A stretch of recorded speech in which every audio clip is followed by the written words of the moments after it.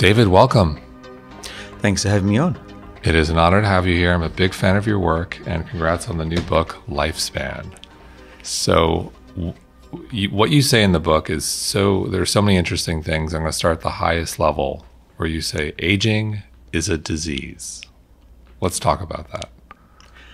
Well, so aging as a disease is a shock to most people because we thought we knew what aging was. But what I'm saying is that we should look at aging as we do a disease. Definition of a disease is that over time you lose function, you become decrepit, disabled, and eventually, if it's a bad disease, you die from it. That sounds a lot like aging, right? And if you go to the medical dictionary, the only difference between aging and a disease is that a disease affects less than half the population. So if aging affected 51%, we separate it from disease.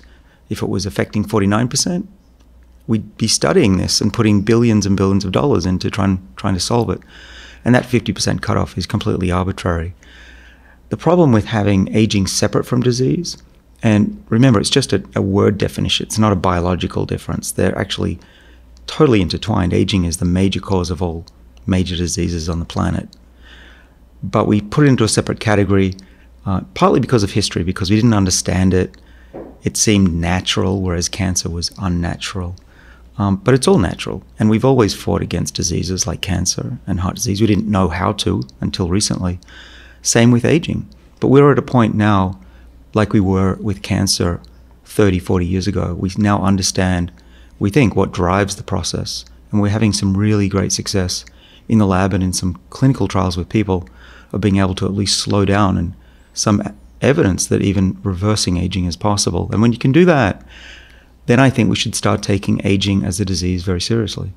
So in your opinion, we're at that point where we can slow aging and it is reversible? In mice, it's pretty easy. It was shockingly easy, but we're not mice, so we have a bit of work to do.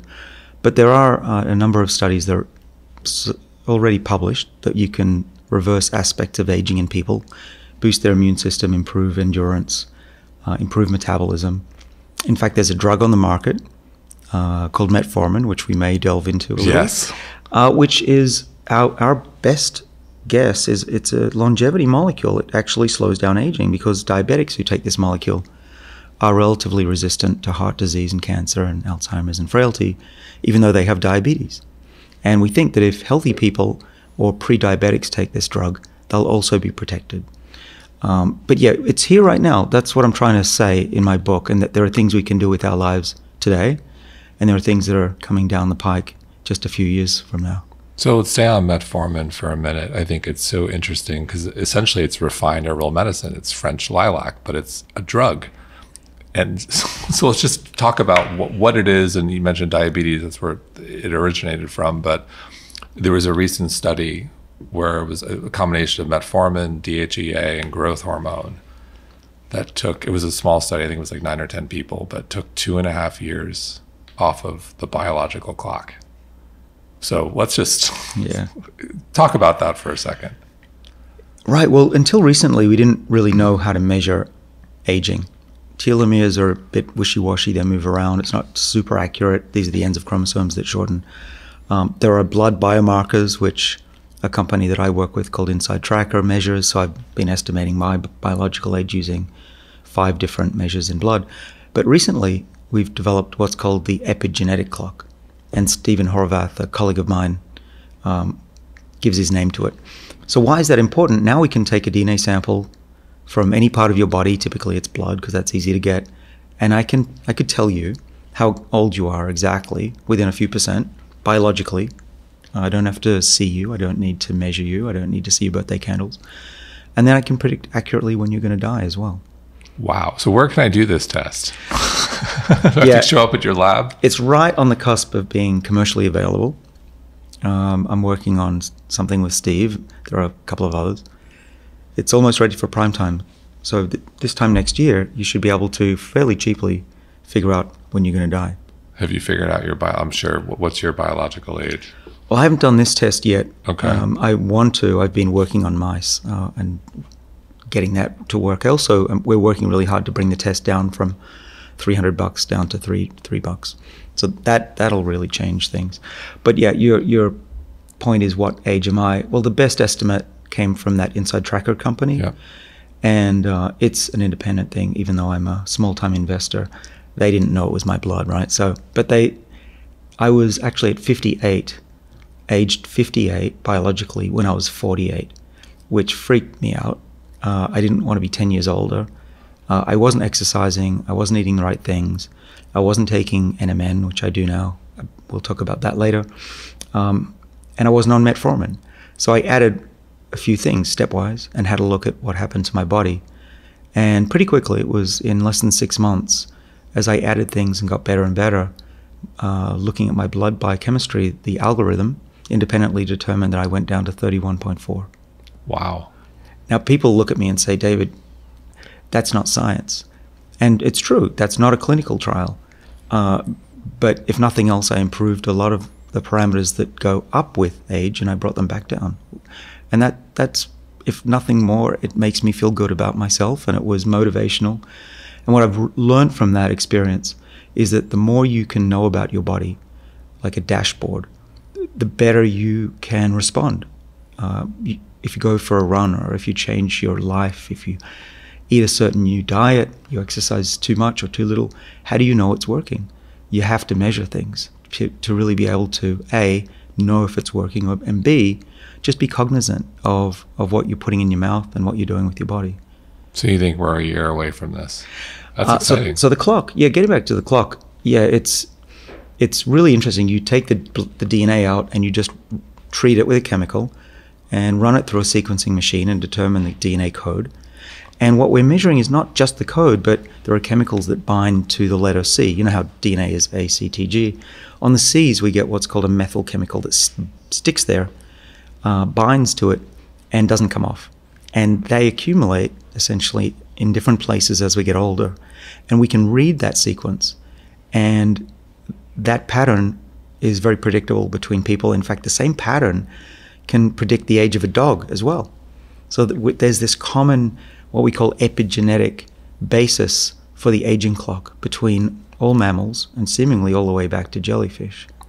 So I want to talk about the what we can do in terms of lifestyle, because metformin, it's a drug. We're going to talk about NAD and NMN and NR and all the other things we can kind of do there. But for many listening, they're going to say, okay, I have this information, maybe a year from now or today, I want to do, there are things I can do in terms of lifestyle. Yeah. In your opinion, as I always, our friend Rich Roll says, health begins on the plate for a lot of people. So if we start with nutrition, in your opinion, what's the optimal diet for longevity? Yeah, well, so the good news is that clock will tell us if we're doing the right thing. And we didn't know that until now. So what are the things to do? Well, the first thing that I started to do, based on all the evidence, was to eat less often. And I have propensity to diabetes and obesity in my family and in my genome. So I have to be extra careful. If I didn't watch what I ate, I would be probably over 200 something pounds. You were far from it. Yeah, what am I? I'm 135 or something. But I have to work at it. And so that means I cannot eat, and I shouldn't eat 3 meals a day. I try to eat 1 meal a day if I can. Sometimes it's a bit hard with all of the work and brain activity that's going on. But yeah, that's one thing, is the 3 meals a day with snacks in between, never get hungry. I think that's the worst for people. I know it's against what your mother said, probably. And the old idea was that you don't want to stress out your system. You don't want to have big spikes in ups and downs in glucose, because that'll stress out your pancreas and that'll lead to diabetes. But what we've learned is that, yeah, overeating is bad, but undereating is not so bad as long as you're not malnourished. We're not talking about malnutrition here. We don't want particularly young kids thinking that they should eat too little. But we're talking about adults here who are clearly given too much food in their lives and have access to too much food, which leads not just to obesity, but even those who are healthy, always being satisfied and never feeling hungry. It puts the body into a state of complacency. we've worked in my lab on a set of genes called the sirtuins for the last 30 years. We found them first in baker's yeast, and they're in our bodies. These are very ancient genes that evolved to survive when times were tough. And we think that's why diet, or healthy diets, and being hungry and even exercise give us health benefits. It's why we live longer if we exercise. It's not because blood flows around the body. It's because you're turning on these ancient defenses to survive. And if we're sitting around and we're eating as much food as we want, and we're always in a thermo-neutral zone, so we're always just perfectly air-conditioned and heated throughout the year, our bodies just say, hey, great, no need to fight disease. I'm good. And so fasting, I'm going to stay there for a minute. A lot of people have different definitions of fasting, whether it's overnight or 16/8 or 18/6, and then people will debate, well, when does autophagy kick in and the power of autophagy? So let's talk, in your opinion, what is the optimal way to fast for longevity? Right. Well, let's get one thing clear, because there's a lot of debate about this. We don't know what's best for the average human, because there is no average human. And that's why I say when you come to me and ask me for advice, I'll say, well, I know what works for me because I've been doing this for 15 years. Very fair point. All right. But I'm not dodging the question. I think that what I do is good for me, in part because it fits my lifestyle. But if I could just do whatever I wanted to, I would try to skip food for 3 days in a row, at least once a month. Our friend Peter Attia does that. Yeah. He goes for even a week, once a quarter. Now, I can't do that. I just find it really tough. But I think it's good because after 3 days, we know that a different type of autophagy kicks in to scrape the barrel and recycle proteins. And it's called chaperone-mediated autophagy. And could you say that again? Chaperone, it was a mouthful. So chaperone, okay, we got that. Mediated autophagy. Okay, and it's really what it means is there are proteins called chaperones that hold on to proteins and guide them where to go. And in this case, they push them into the garbage can to be recycled. And that takes a lot of hunger. I wouldn't say starvation, but a lot of... 3 days is no joke. It's pretty close to starvation, right? And so your body will say, okay, now it's time. I've run out of all my fat, or run out of certainly my liver stores. I'm going to start chewing up the protein to make energy. And that's what's going on. And that's when you get rid of the really bad misfolded proteins in the body, which accumulate, cause diseases like Alzheimer's and other things. So that's all good. So I think that being able to do that would be wonderful. There are other ways to do it. There's that drug that's fairly toxic called rapamycin that simulates low amino acids. I haven't gone there yet because it's got some side effects, but it has been shown in humans to boost their immune system. So it does have some promise. The other good thing to know is that there's a clinical trial about to read out the results really soon, phase 3, which means that's the final result. And there might be a new drug that's safe and effective to boost this pathway, this protein sensing pathway. But in the absence of that drug, which is still many years away for the average person, the best thing to do is to go hungry for 3 or more days. So for the average person, yeah, probably not going to happen. What's more likely is 14 hours, 16 hours, 18 hours. And in your opinion, is one, I know we're all unique individuals. I'm 6'7", 200 plus pounds. I'm very different from you and our average listener. I know it's hard to generalize, but is there sort of a minimum, in your opinion, to get the benefits of fasting for longevity? Yes. Specifically autophagy too. Yeah, there is. And you can also look at places on Earth where people live a long time. Now, there are plenty of places where people don't eat breakfast, but they don't live a long time. Most people, not most, but a lot of people skip breakfast anyway before this whole intermittent fasting, periodic feeding thing came into the mainstream. So I think it's got to be more than just skipping breakfast. So that's why I try to skip lunch too. So I think if you can skip breakfast, do it. And if you don't, then try to skip another meal, dinner perhaps, have a very early dinner or not at all. My metabolism, by the way, is the type where my blood sugar goes up as I wake up, and therefore I'm full with sugar and I don't need any more. And that explains why I'm not hungry in the morning. So if you're not hungry in the morning, you're probably like me. You don't need breakfast, so don't have it. And we actually, just as an aside, we have a son, Benjamin, who has my metabolism. And my wife, as old parents, thought it was essential that he goes to school with a full stomach so he can concentrate. And he developed obesity as a result. So he gets a tiny breakfast now. But that's a consequence of our genetics. But yeah, anyway, the point being, more you can skip, the better. And I don't think breakfast is enough. Got it. So you're, I'd say, from what I'm 16, 18 at the minimum. Yeah. If you go longer, go longer. So with regards to diet, so what do I eat? So we've established that when we're not eating, how often, but during the eating window, what is the optimal diet in your opinion? How do you eat? Yeah. Well, so I've always been of the opinion that you can learn from other cultures. And we know that what we eat in the US, or at least served up when you're at airports, is the worst you can. It feels good, it tastes good, but that doesn't mean it's good for you. In fact, it's similar to the point that you have to get your body out of a state of complacency. If you're eating a lot of sugar and fat, you've got complacency, and your mind and your body just says, thanks for that, I'm not going to try hard. So how do you trick your body into feeling like times are about to be tough? So one way is to have fewer calories in general. So the best way I've found to do that is not to eat high caloric food, which is, for me, is a very tasty vegetarian meal and salads.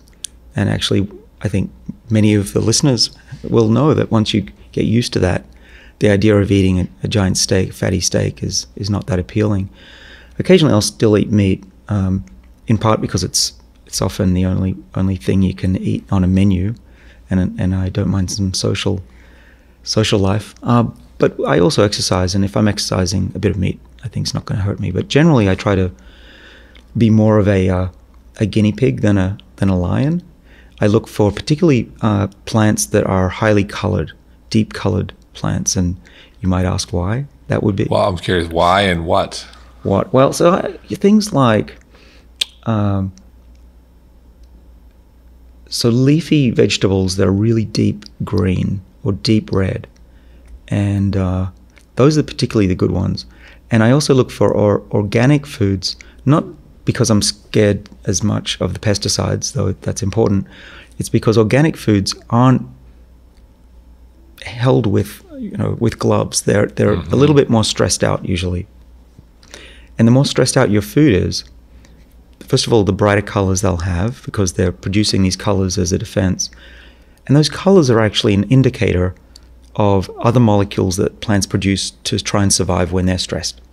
We call these xenohormetic molecules. Now that's a mouthful, so I'll break it down.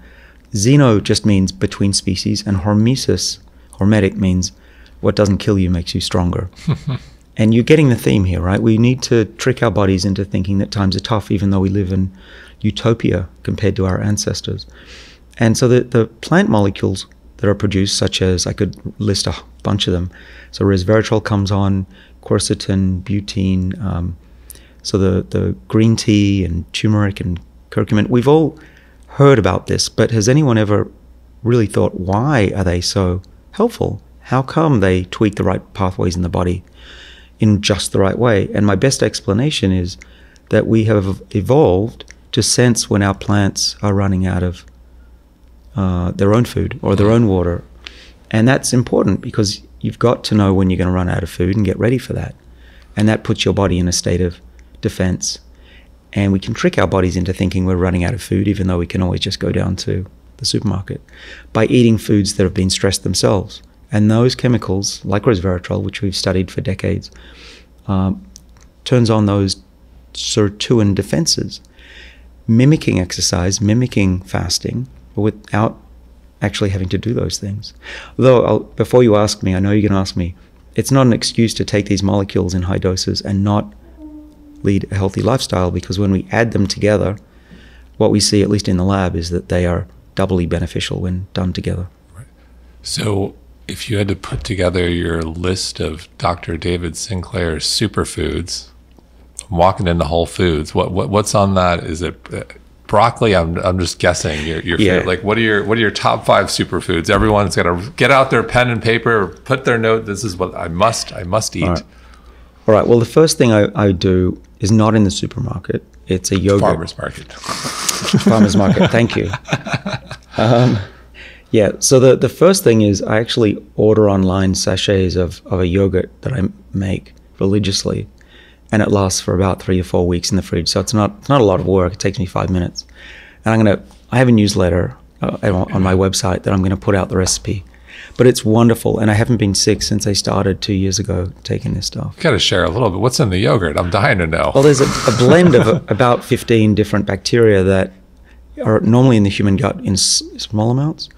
And the doctor that makes this says that they're highly anti-inflammatory. And I was skeptical, and I bought this stuff for my son, who I thought maybe we could reduce his obesity issue. And we both started eating it and found we were transformed in terms of our health, including not getting sick anymore. So it's not a clinical trial again, but I used to get sick every few weeks because I fly a lot. Sure, we'll talk about flying later. Yeah. You got to get this yogurt on the market. Well, it is on the market. I have no connection to it, so I think I'm free to say what it is. Do you mind? Sure. If you just type into your browser Bravo yogurt. Bravo yogurt. And I'll put out the full recipe, but essentially you don't need to follow their recipe. There's a quick and easy way to do it. They suggest boiling the milk and sterilizing everything and then lowering temperature, blah, blah, blah. So I'm a microbiologist. I figured out a way to do this without apparently any risk. A bit of hot, clean water, rinse out a big mason jar, about, a bit bigger than the ones we've got here on this table. Mix that with whole milk. If you're lactose intolerant, then I guess you could try your own brand. But whole milk, grass-fed, pour it in, mix it up, shake it, put it in the oven on defrost at 95 degrees overnight, and then you've got 2 weeks worth of yogurt. Wow. And it tastes like the best yogurt I can buy, or better actually. There's no sugar in it, of course, and so I don't like the taste of really sweet anything anymore after my diet. Anyway, so that's my first one. Let's go to the farmer's market.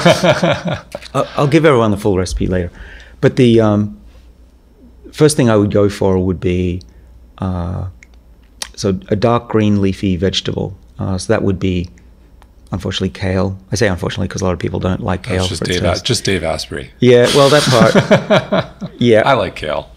Yeah, kale or anything. I think baby broccoli is good. All that good leafy stuff. I also would do Brussels sprouts. I would avoid grapes, actually. Grapes, so Rhonda Patrick and I agree that grapes are overrated. There's huge amounts of sugar, and you eat one and you can see, actually, if you monitor your blood like we do, sends it through the roof. So that's just one thing I'd walk past. And then the next aisle, so we've got 3 items already, I think. If you include the yogurt, then I would go and I get fruit. I'm not averse to fruit. It's a nice snack in between if I need it. So I'm pretty good on apples, but I don't go for a really sugar-laden fruit. I don't want it really sweet. Banana, I think things like oranges stink. They're fine with the pulp, but still, I'd save my glucose intake for something that is really, really great. The other thing that I notice actually on this diet and having monitored myself is food's special now. It's a treat. And so if I stick something in my mouth that isn't great, I've been known to go spit it out. Not religiously and not at a restaurant, but if it tastes like crap, I'm not going to swallow it because that's something else I can't eat later. Sure, it's a good way. I don't eat a lot of meat anymore. And when I do, it's going to be a damn good piece of meat. Yeah, Otherwise, exactly. I'm not going to do it. It's like, I don't want a burger just for a burger or whatever. Like, I'm going to do it. It's going to be amazing. And do it once a quarter or whatever. Yeah. So I also eat beans and things. I'm not. You're okay with the lectins? I'm not sure what about Dr. Gundry's thing. I have to be convinced about that. Okay, that's good. So you're okay with beans too? Yeah, I am. I'm a little bit more cautious now that I've read his book. But I've been eating that stuff my whole life. I think people struggle with autoimmune and can have issues, but if you'd know if there was a problem. Mm-hmm. That's my take, at least. Mm-hmm. My I don't have a medical opinion, but that's my personal opinion. Well, it's all personal. Here's the thing, that, like you say, what works for someone's microbiome and physiology and immune system might not work for another. And so you can feel what works for you, and you can monitor not just how you feel and how many times you get sick, but if you want, you can do a blood test at one of these companies. Sure. But also what you can do is you can measure things like blood sugar and see that it's working or it isn't. The other thing that's important is that it's taken me about 15 years to optimize things for myself. Wow. Okay, it's not just, I'll just switch to one diet and hope that it works. And that's often misunderstood, because my colleagues who are scientists, they say, well, David's doing this, doing that. How does he know anything? This is, they say an N of one. N of one, that's the criticism. Well, it's an N of one, but, over 15 years, every day, you do learn a lot, and you can repeat the experiment over and over again. I'll give you a quick example. I had cacao, a big, thick chocolate drink, as part of a ceremony. I was just out in San Diego, and I drank it, and it had a bit of sugar in it, which is not going to kill me, but I expected my blood sugar levels to go up, which they did, because I've got a monitor here. But then what happened was really weird. My blood sugar went way down as I went to bed, and through the night stayed baseline, couldn't even go lower according to the sensor. When I woke up, it came back up. I've never seen that happen, and I'm curious, if I try it again, will it happen again? Is there something in chocolate, that particular type, that really made my insulin sensitivity go up, which would be great? And it's an example of the kind of experiments that I can do on my body. Well, I was going to ask you, I think for someone who does a lot of experiments on their body, and someone, it sounds like, who also listens to their body, do you mostly find when you feel good after eating something, and then you look at the lab results, that they're in line? And vice versa, when you feel like crap, and then you look at the bloods or whatever marker you're looking at, marker's not good. Do you find that mostly to be true? I do, and that's been the surprise. I've only been monitoring my glucose for a couple of months now, but now I know what it feels like to have good blood glucose and what it doesn't. And the surprising thing about it, besides grapes being bad and potatoes not being as bad as I thought, and white rice being horrendously bad. Unfortunately, I ate sushi for 10 years, so that was a mistake. But here's what I also learned, is that if I overdo it, let's say, well, maybe I'll tell you for sure, last week I ate a lot of food and I drank a fair amount of alcohol. Regrettably, I felt bad, I slept poorly, and that's to be expected. But what I didn't expect was the next 3 days, my metabolism was out of whack. I couldn't get my blood sugar down.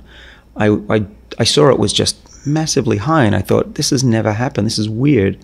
What I think has happened is that my liver then filled up with fat and is releasing it into my bloodstream, even though I'm hungry. And I actually felt hungry while my blood sugar was still high. So I'd really messed up my system. And I think that's how most people exist, because they're not, well, not most people, but a lot of people who eat a lot of food are still hungry, even though they've got a lot of blood sugar in their body. And then it took 3 days to go away. The other thing that I was fascinated was that I jumped on a treadmill to try and get that blood sugar to go down, thinking, wow, this is crazy. I got to get it down. Let's see what happens. So I ran on a treadmill for about 10 minutes, pretty fast.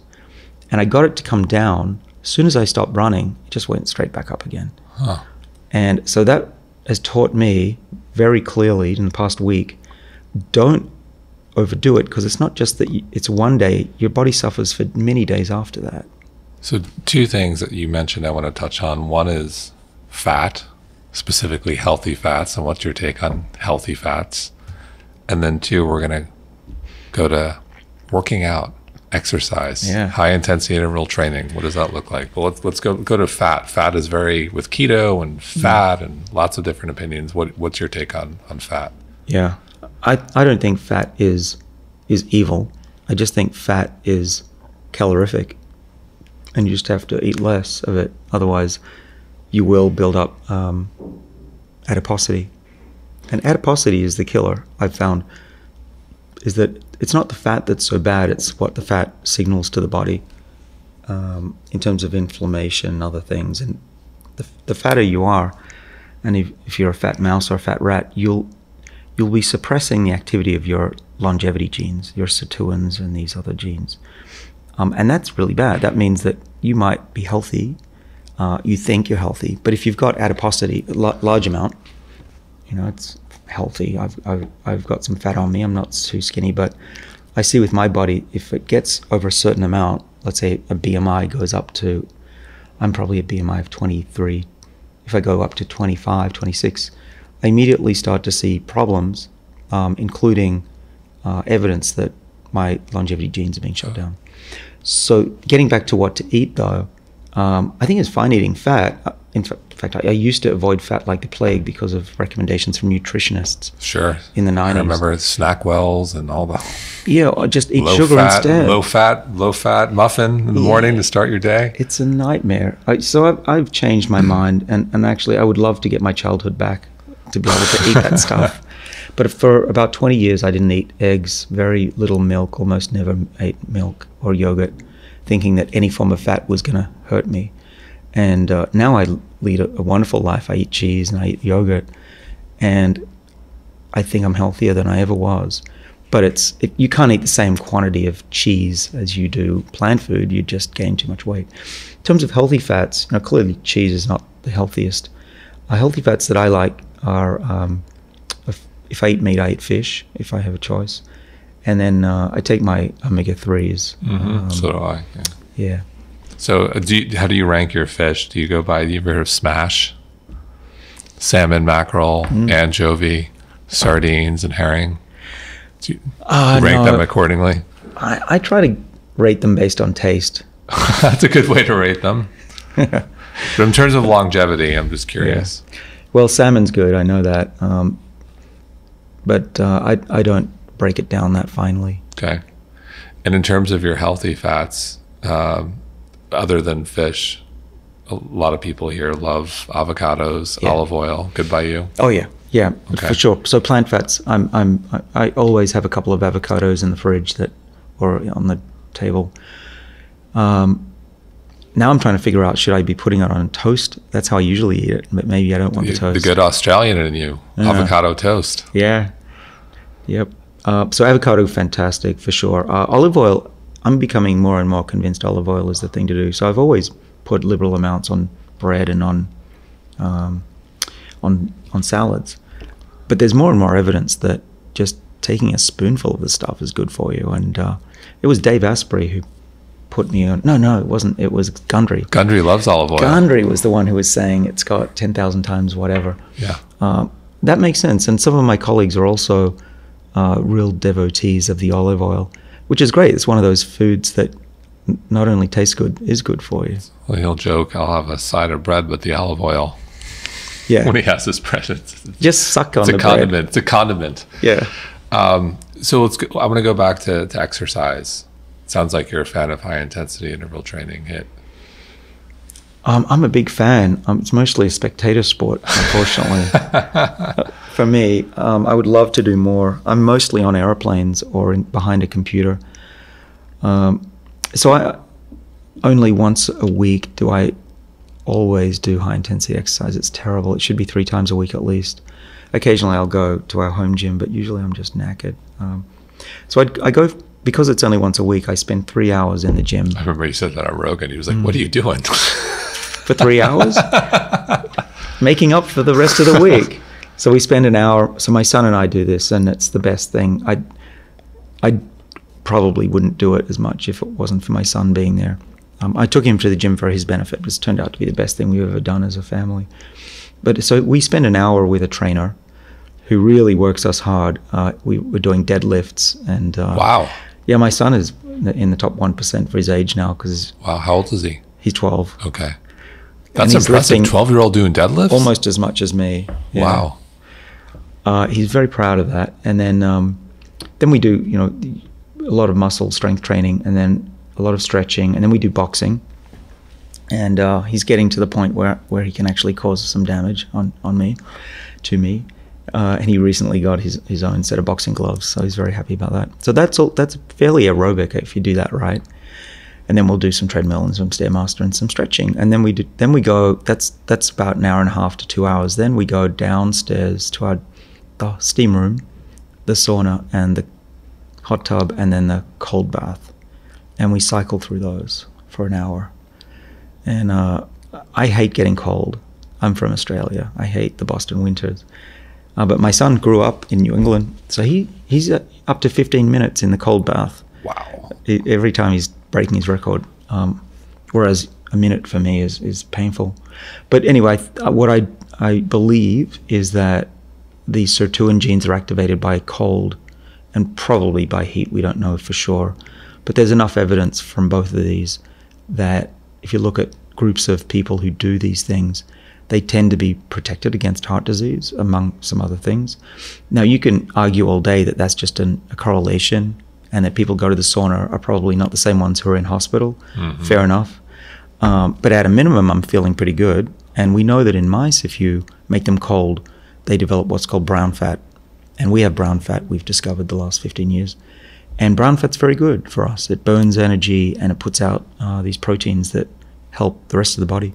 So for someone who also hates the cold, and I'll try anything. I am not, I think the last time I did like an ice bath was in college for basketball, and that was it. I swear, once I'm done, I'm done. Like, what's the bare minimum for someone to get the health benefit of going from extraordinarily cold to heat and back and forth? Can't do the hour or 15 minutes. Yeah. Like, what's the bare minimum? If I'm at home and I got the shower, what can I do? Well, it's a guess because no one studied it. So what I'm thinking scientifically is the shock is the biggest part. Always with this hormesis effect, it's you want the shock, get your body out of that state. So that's why I think for a minute up to my neck is enough. Okay. Once your body starts to get used to it, the effect's gone, right? So that's with most things. That's why don't eat all the time, and you don't want to always be running all the time either. You need to recover, and then you hit your body again and cycle it that way. So a minute cold, then hot, then change it. Well, I love what you said, because I found personally everything works until it doesn't, to some degree. And it's listed. Well, yeah. The other thing about it is, so we know what's going to happen to us if we don't do anything. Okay, we've seen what that happens. All of our ancestors who didn't look after themselves, it's not pretty. And men in my family don't live beyond about 70. So, like you say, if it doesn't work, I'm not going to cry. It's a lot of fun. I feel great. I'm with my son. A minute of cold is really, it gives me a little bit more mental strength as well. I need that. And at best, I'm going to give myself another 10, 20 years of healthy life. So that's a calculation that I think is pretty easy to do. And with regards to exercise, it seems like there's a lot of interesting research lately that less is more with regards to interval training. Exactly. Yeah. So in my book, I've got a fair amount of references. Yes. It's like half the book. I remember I got the book. I'm like, all the footnotes in here. Wow. Yeah. I had to hire somebody just to format the footnotes. But I'm a scientist, so everything that I say is backed up by science. It had to be. This isn't a self-help, made-up book. It's really as scientifically valid as I could make it. But in the book, I talk about what you were saying, which is that we used to think you had to be a marathon runner to live a long time. That's actually not true. You can actually wear out your body parts from sport. You probably have some friends who are feeling it already. So you want to be able to get the maximum bang for the buck. And what we're finding, we scientists, is that just 10 minutes on a treadmill, as long as you lose your breath, you become hypoxic. That means that you're unable to carry out a conversation during this. If you do that for 10 minutes a few times a week, that seems to be nearly as good as pro athletes. So yeah, a little bit goes a long way when it comes to exercise. But you've got to push yourself. You can't just walk up a flight of stairs and think you're done for the week. Run up like 5 flights. Right. Still, walking is good. If you're elderly and you can't run, clearly walking helps. A lot of people who are in their hundreds didn't run a day in their lives, but they did walk a lot. But you got to keep moving. What about sleep? Wow, sleep is really, really important. More than I thought, which I wish we all knew this when we were in our 20s. I feel like I slept a lot then, but we have a 5-month-old and you came from a red eye talking to two guys who didn't sleep last night. Yeah, we should practice what we preach. But I do try more than I used to. Especially as I get older, it's harder to recover from a night like that on an airplane. And again, this biofeedback really helps me because it makes you more aware of what's going on. And so that's why I've got this ring on my finger, which is used by now many people to monitor their sleep. Not just when they sleep, but how well they sleep. And I learn what causes me not to sleep well. Of course, being on a plane doesn't help.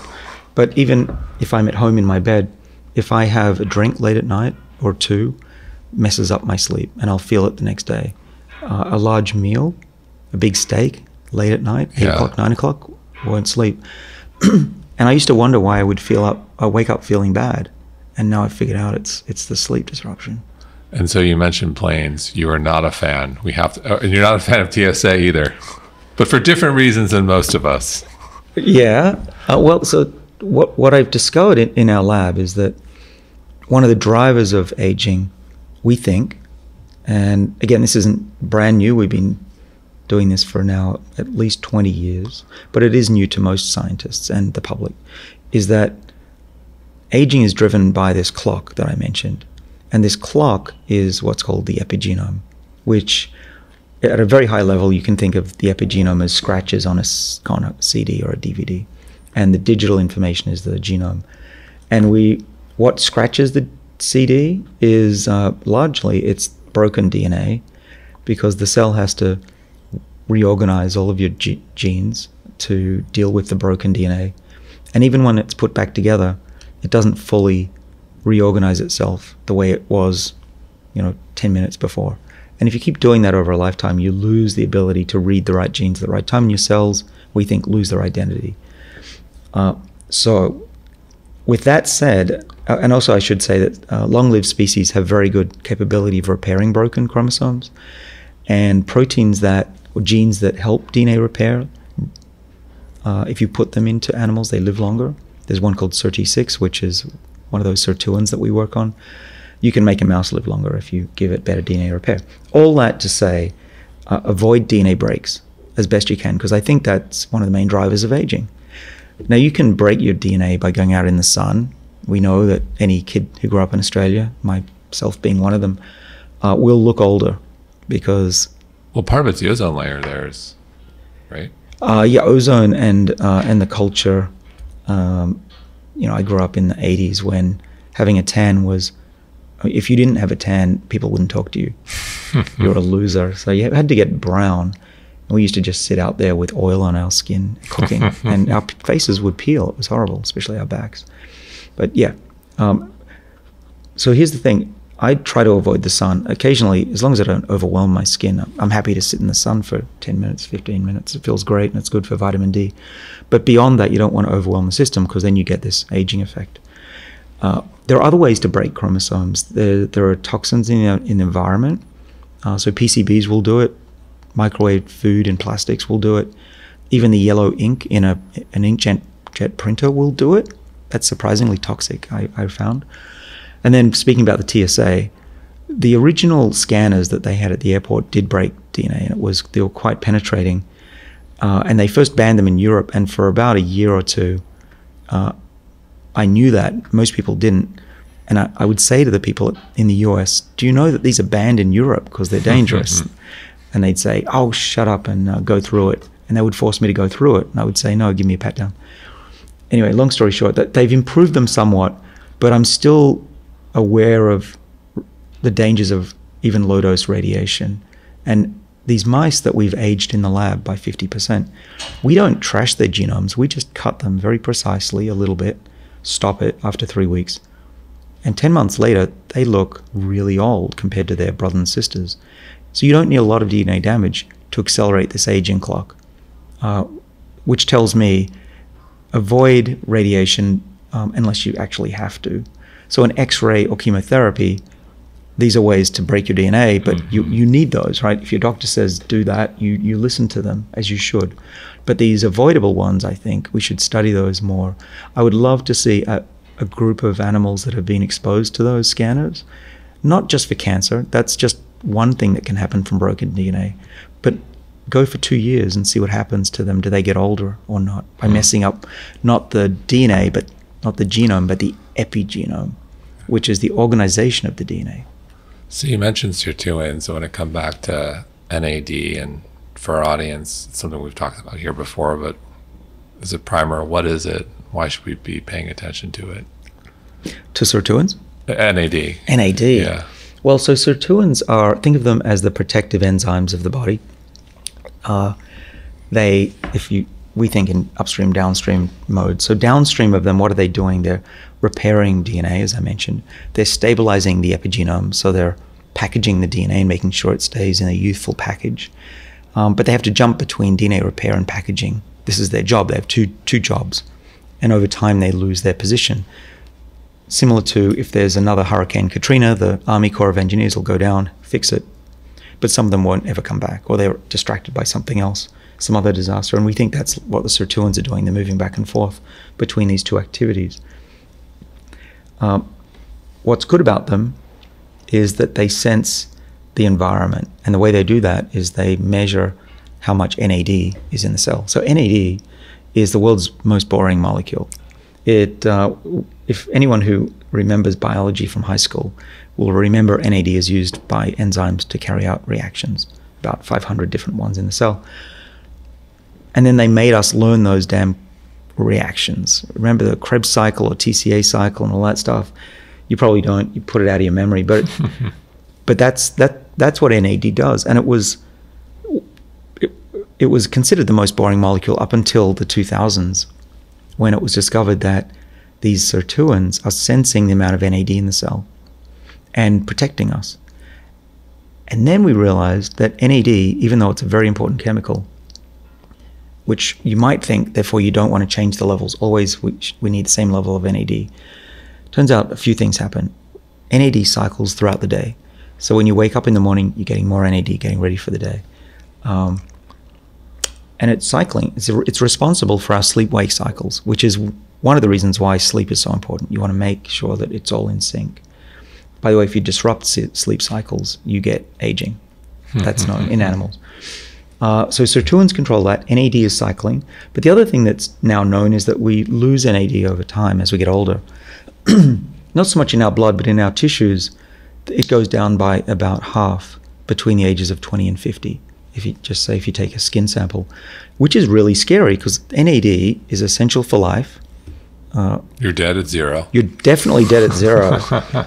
If we stopped making NAD, we would definitely be dead within about 10 seconds. It's like taking cyanide. In fact, that's what cyanide does. It blocks the ability to make NAD and energy.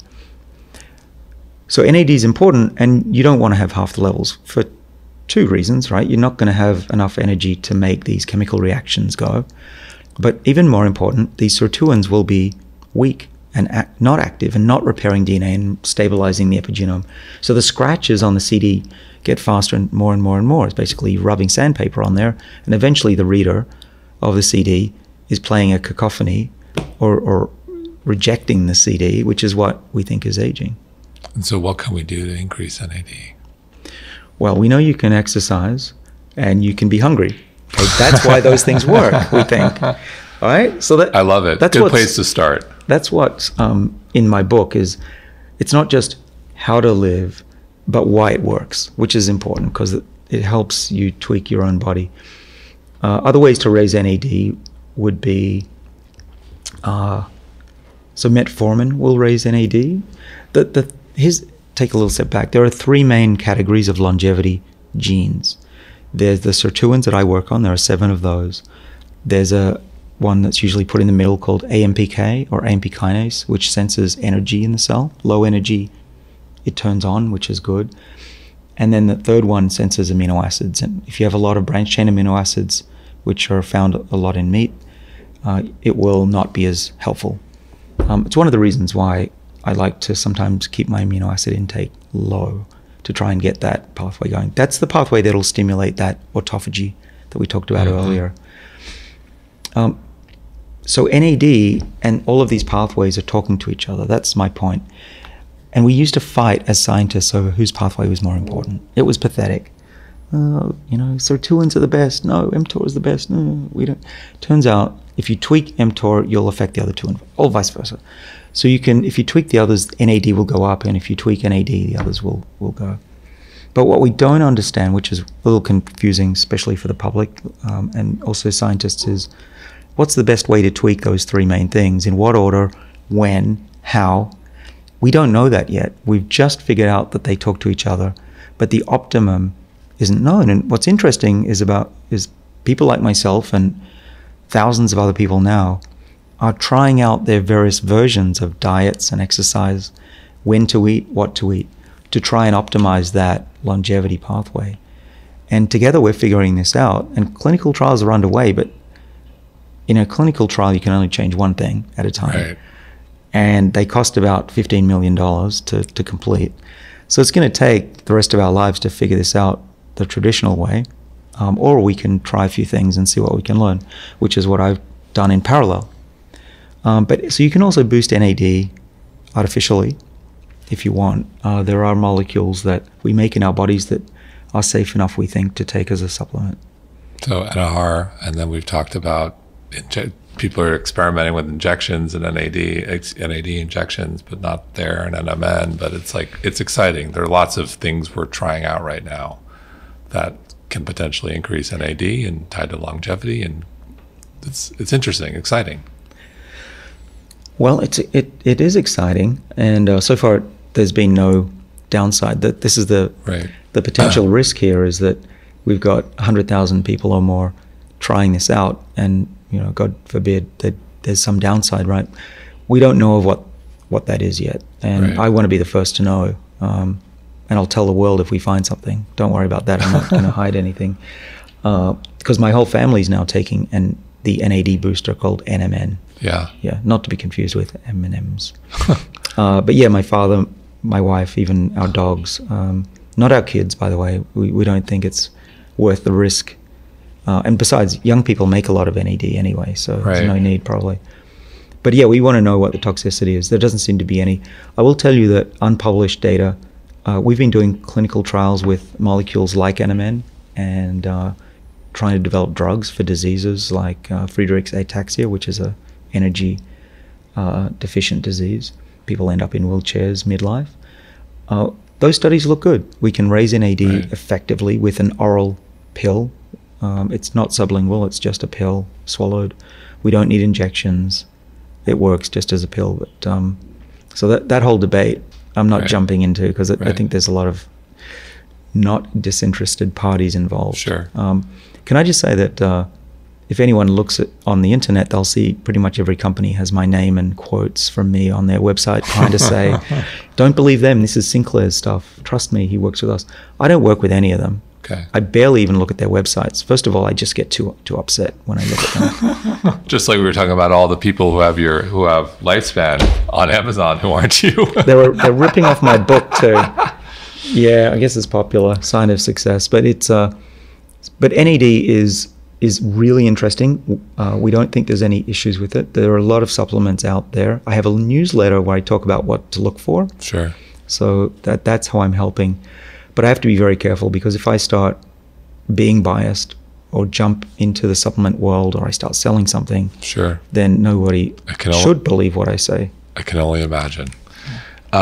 So with regards to longevity, where do you think the conversation is going to be a year from now, 3 years? Dave Asprey said he wants to live to 180, and he'll go through his reasons. Like, what do you think is attainable for people today, and what's going to be attainable for our children? Yeah, well, so in my book Lifespan, I paint the pictures of what the future looks like in the very near future and far future, and what that means for the world, good and bad. And so if you want a view of that, it's in there. What I think is going to happen, and I'm right on the cutting edge, I see things that most people don't, sometimes years ahead, so consider that. What I see coming is that there are drugs that are in development that could be on the market within the next year or two that look like they would slow down aging. The problem is that aging isn't a disease, at least based on the regulatory authorities anywhere in the world. That may change in the next 10 years too. There's a lot of push from grassroots as well as from the top down. So that's probably, one country starts doing it, everyone's going to follow because it's going to be great for that country. And something like metformin is only a couple of cents a pill, so it's not going to bankrupt a nation trying to prevent diseases like heart disease and cancer. Mm-hmm. So I think within 10 years you'll have a blood test, you'll have your biological age identified. If you're above a certain age, let's say it's 50, you can be prescribed metformin and some of these other things, and that'll be quite acceptable. Just the same way we now have cholesterol drugs to prevent something. Once you know it's safe enough and it's cheap enough, then things become adopted.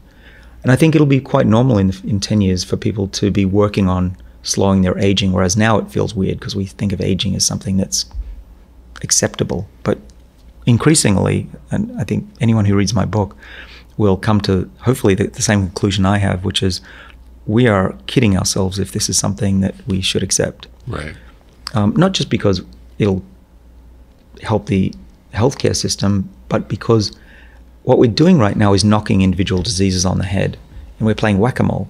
And even if we could stop all cancer today, we're only going to live on average an extra 2 years because all the other problems with aging come along right up behind there. And so if we're going to have a meaningful impact on our lives, we have to start early, watch what we eat, when we eat, exercise. If you do supplements, I think that's going to augment that. We know in animals, at least if you take resveratrol, which is one of the other things that my family and I take from red wine, if you combine that with every other day feeding in mice, you get the longest lived mouse in the experiment. So you're a fan of red wine. I am, just not late and in abundance. Red wine, it's full of a lot of these xenohermetic molecules I was talking about. Because the grapes are picked when they're stressed. They're either covered in fungus or they're dehydrated. So people figured out that's what makes a wine taste good. What they didn't realize was that also boosts these molecules that give our body that extra boost for longevity. So as we're on the subject of potentially healthy, unhealthy vices, red wine good? Anything else on there? Oh, vices. Well, snacking at night is something I'd love to stop doing. I'm trying not to eat, but when all the family's in bed and I've just got work on my mind, it's comfort food for me. Not every night. Sometimes I'm good, but it's so bad that I've thought about locking up the cupboards. What's the comfort food that gets you? The demon comes out.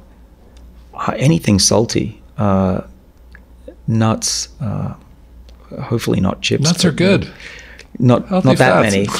Yeah, I'll just eat like a maniac. It's a real disorder that I have. But it's definitely stress. When I'm feeling good and everything's going well, I don't feel the need for it. Let's close with stress. That's a good place to, we're talking about, we've covered everything. We've covered nutrition, NAD, metformin. Let's close with stress, something that I think everyone can relate to, and stress and the toll it takes on one's life.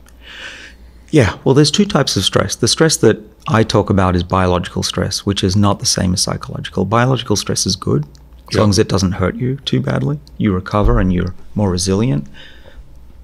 Psychological stress, though, is not good. To a certain amount, a bit of adrenaline's not going to hurt you. In fact, it's probably beneficial. I've spent most of my life with adrenaline every day, doing things that are out of my comfort zone.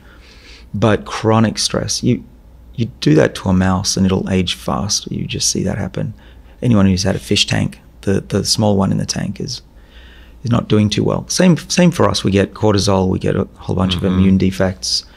And so you want to avoid stress. So how do you do that? It's really hard, actually. It's taken me about the first 40 years of my life to figure out what works for me. I'll make it a little bit personal because it's some people might be like me. I'm a fidgeter, I'm a worrier, I'm a perfectionist. And so every day I am saying, David, you're an idiot. Why did you say that? Why did you do that? How can I get better, get better, get better? And that's very stressful when you put that on yourself. So I've learned to not take it all so seriously. I have reminders including this wristband here. I have a gift from a Maasai tribe in Africa we visited this year, that what I worry about isn't really that problematic. It also helped that I watched my mother die, and it sounds terrible, but that taught me what a bad day really looks like. And everything else doesn't matter. Sure. So I used to go home and complain to my wife, you wouldn't believe it, so-and-so's fighting, someone said this. And now I get home and I say, it was a great day, nobody died. Right. I literally say that just about every day I get home. And if you live like that, then the stress goes away, because you realize what we worry about, these are really small things. Now, I've been fortunate that I've gotten to my career where I'm in a good place, and I'm not worried about putting food on the table. Not everybody's at that stage. But I do think we over-worry about things. We're looking at Instagram and what have people posted and all that stuff. That's really silly stuff to worry about. So try to do meditation if it works for you. Yoga is good, I found, for me. And yoga, I don't know if anyone else feels this, but when they say breathe and detense your body, get untensed, I didn't realize how tense I am until somebody says, "Oh, relax." You go, wow, I have really been tense, every part of my body. So that really helps. But I think just take the long view. Realize that we're all here for a short time. Realize that problems go away. And the other thing I've realized is everything that you think is going to be super fantastic never turns out to be that good. And everything you think is really, really bad never turns out to be that bad. And if you remember that, it's also less stressful. Amen to that. David Sinclair, thank you so much. Everyone, check out his new book, Lifespan, a must read. Thank you. Thanks for having me on.